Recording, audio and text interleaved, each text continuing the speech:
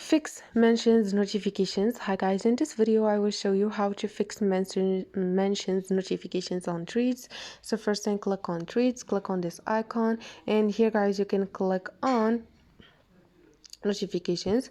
Here you have tweets in place, and here guys you have mentions. So here you can fix mentions notifications.